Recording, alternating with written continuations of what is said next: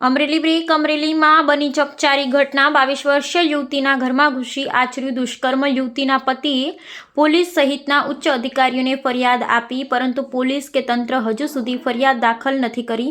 યુવતીના પતિના સહકર્મી દ્વારા દુષ્કર્મ આચરવામાં આવ્યું હોવાનું જાણવા મળ્યું. યુવતીના પતિને કેસ ન કરવા અનેક આવારા તત્વોએ આપી ધમકી. આખરે યુવતીએ આપઘાતનું પગલું ભર્યું. યુવતીને અમરેલી સિવિલ હોસ્પિટલમાં દાખલ કરવામાં આવી હતી. અમરેલી સિટી પોલીસ દોડતી થઈ. અંતે પોલીસ દ્વારા યુવતીના ફરિયાદ લેવામાં આવી. ત્યારે આ યુવતીને ક્યારે મળશે ન્યાય કે પોલીસ તંત્ર આરોપીને છાવરી રહ્યું? અનેક સવાલો. રિપોર્ટર પ્રકાશ વઘાસિયા, કુકાવા. રોડે રહું છું અને હું કલરવ હોસ્પિટલમાં નોકરી કરું છું, અને જે મારી હારે સ્ટાફમાં નોકરી કરે છે એને જ મારી ઘરવાળી સાથે બળાત્કાર કરેલો છે. રાત્રે 1 વાગે ઘરે આવીને બળાત્કાર કરેલ છે.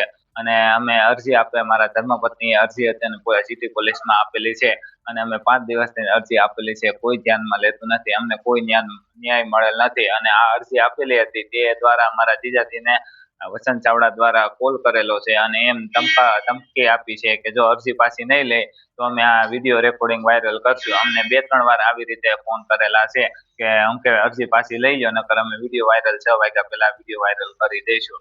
અને અમે આઈજી ને એસપી સર ને બધાને અમે કોલ કરેલા છે. વાઘેલા સર ને અમે જાણ કરેલી છે, કોઈ અમને ન્યાય આપતું નથી.